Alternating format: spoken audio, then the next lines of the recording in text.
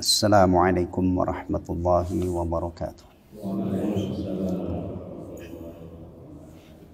Qala Syekh Abdul Rahman As-Sa'di rahimahullah, tafsir suratil Falaq.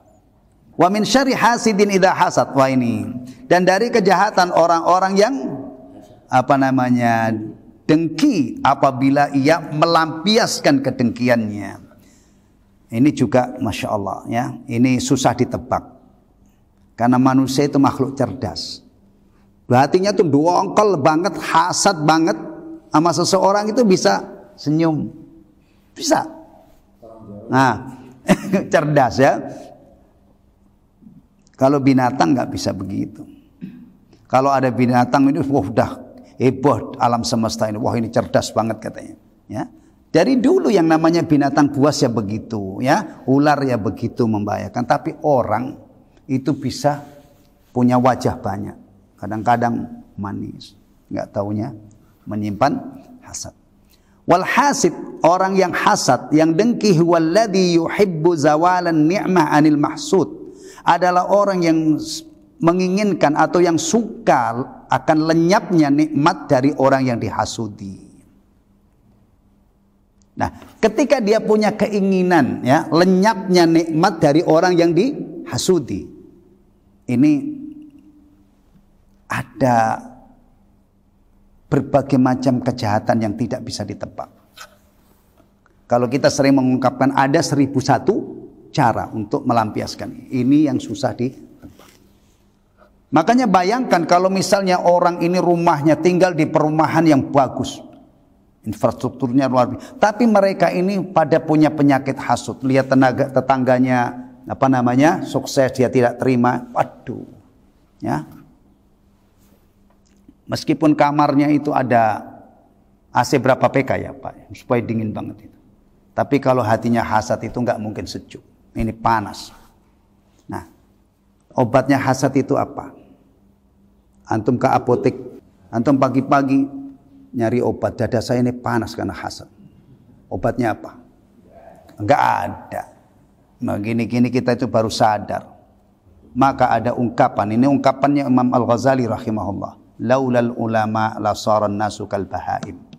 Kalau bukan karena adanya ulama, manusia ini seperti binatang ternak, bahkan seperti rimba raya ya, saling terkam, saling bunuh. Yang ngajarin supaya bahayanya hasad, yang ngajari obatnya hasad itu, ini jalurnya wahyu. Yang menyampaikan siapa? Rasul sudah wafat, siapa? Para ulama. Maka ulama, keberadaan ulama ini penting banget. Manusia akan jadi manusia sebenarnya, termasuk dia kenal apa yang diridhoi oleh Allah, kenal yang dilarang oleh Allah, kenal akhlak yang bagus, kenal akhlak yang tercela, itu dari ulama. Nah ini sekarang ini rata-rata masyarakat itu sudah tidak ingat tentang jasa ulama. Ya, yang dipikirkan itu adalah sarana. Orangnya bisa kadang-kadang bukan hanya kalbahaim. Kalau kalbahaim itu kayak binatang ternak. Lebih dari itu seperti binatang buas, saling menerkam. Hasad ini kalau menyebar, Masya Allah, orang itu pada tidak aman. Kemudian siapa yang potensi jadi korban al-hasid ini? Yang dihasuti ini siapa? Orang-orang sukses. Kalau orang udah nggak punya apa-apa, apa yang dihasut? Biasanya ini orang-orang yang dapat anugerah. Ya. Jadi kita sampai kepada satu keyakinan, dunia ini tidak akan damai, tidak akan aman, kecuali Islam ini disebarkan dan dipraktekkan. Ya. Antum bayangkan ya, orang yang lapang dada ketika melihat saudaranya itu dapat anugerah istimewa, itu dia berani datang dengan gagahnya ya, mengatakan semoga Allah memberkahi. Apa yang didiamkan? Mungkin pagi-pagi ternyata di garasi tetangganya itu ada mobil baru nongkrong di situ. Dia, wah baru nih, saya samperin dia. Mabruk, semoga Allah berkahi kendaraanmu. Mental begini ini tidak semua orang bisa. Kadang-kadang yang melihat di sini mengumpat di dalam hatinya, panas. Kemudian kian kemari dia, tahu nggak itu? Oh iya ya, zaman segini kita makan aja susah, dia beli mobil mewah misalnya. Akhirnya ada sekumpulan orang-orang hasad ini mulai menyerang orang ini. Nyari gara-gara. Itu yang nongkrong itu memang jatah kamu nyasar ke situ. Kan nggak mungkin. Emang rezeki kamu dibelokkan oleh Allah ke situ, kan nggak mungkin. Nah, maka orang hasad itu nyiksa diri. Tidak mungkin ada orang bahagia di dunia ini kalau dia hasud. Ya. Obatnya adalah iman kepada takdir. Kalau iman kepada takdir rizki itu sudah ditetapkan oleh Allah, antum insya Allah.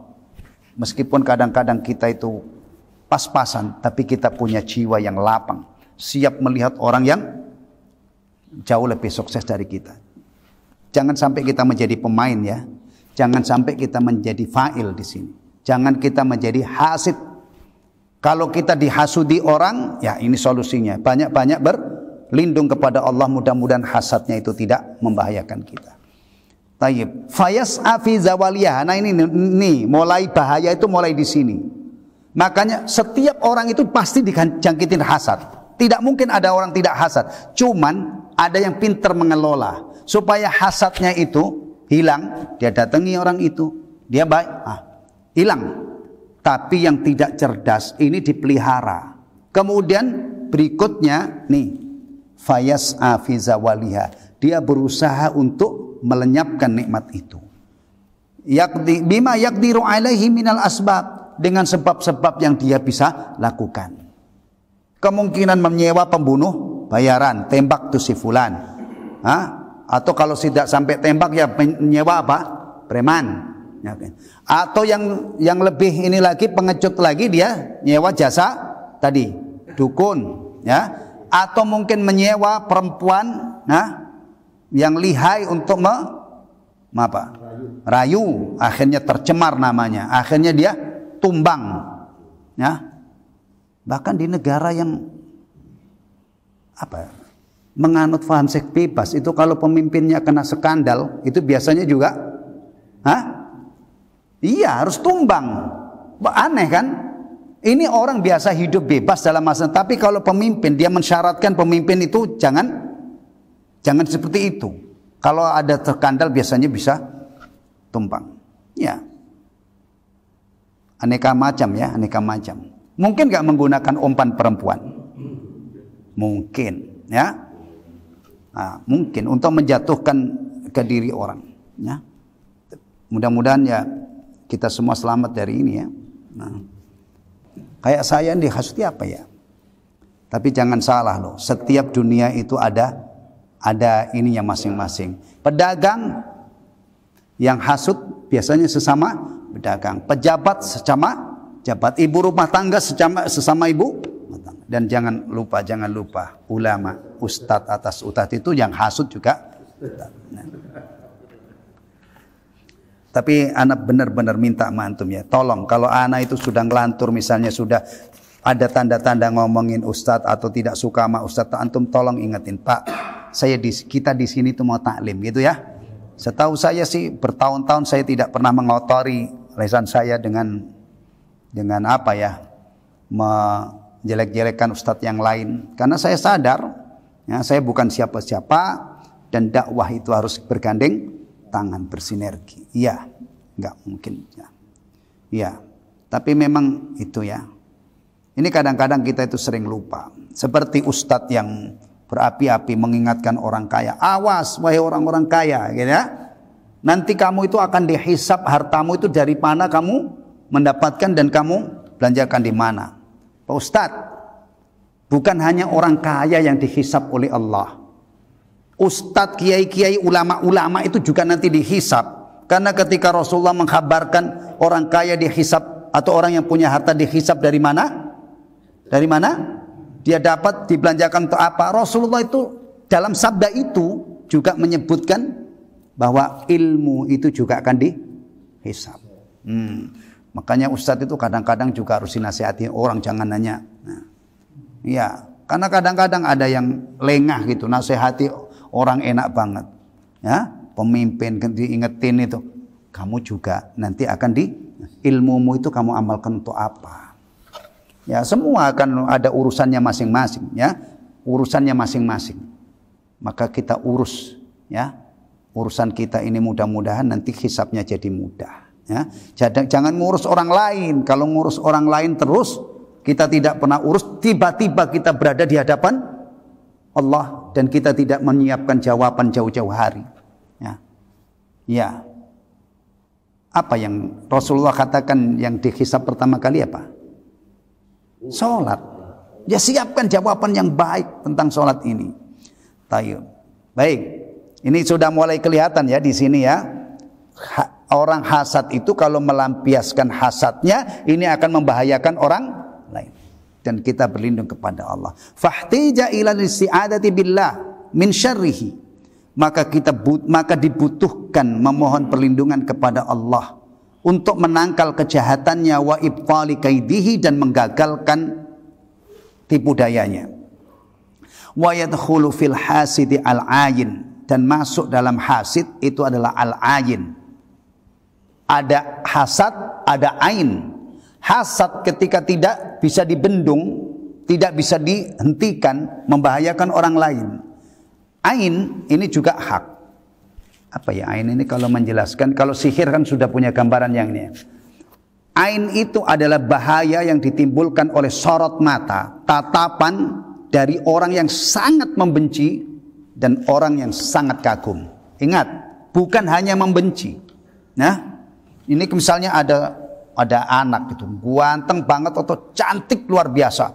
Ada orang melihat itu penuh dengan kekaguman, itu bisa terkena ain. Atau dengan kebencian yang luar biasa. Ain itu hak dari sorot mata, ya, kebencian atau kekaguman. Penangkalnya apa? Masya Allah, tabarakallah. Kalau kita kagum dengan cucu kita misalnya itu, nah itu insya Allah tidak membahayakan sorot mata. Ada namanya ain, ya. Bukan penyakit ain ya. Biasanya disebutkan penyakit mata. Penyakit mata itu apa? Bukan penyakit mata bahaya yang ditimbulkan oleh tatapan mata yang penuh dengan kedengkian, kebencian atau kekaguman. Di sini ada penjelasannya ya. Nah, ini lagi. Di halaman terakhir ini halaman 193. Penyakit ain atau pandangan mata adalah pandangan seseorang terhadap sesuatu yang dianggap menakjubkan disertai dengan rasa dengki, berarti sorot mata yang disertai dengan kedengkian sehingga mengakibatkan bahaya terhadap yang dipandangnya. Itu hak. Kalau ruqyah ya, ruqyah kan ada ya, ruqyah dari orang yang terkena ain ini, karena ain itu hak. Cuman saya nggak tahu detailnya. Sudah ada saudara-saudara kita yang menangani itu. Ain juga dapat terjadi dari pandangan yang penuh kekaguman tanpa disertai rasa dengki. Bahkan bisa terjadi dari orang saleh, sebagaimana pernah terjadi pada sahabat Nabi Sahal bin Hunayf, terkena ain dari sahabat lain yaitu Amr bin Rabi'ah. Amr bin Rabi'ah itu menatap Sahal bin Hunayf. Ini orang saleh. Akhirnya tatapannya itu ternyata menimbulkan bahaya bagi Sahal bin Hunayf radhiyallahu anhu.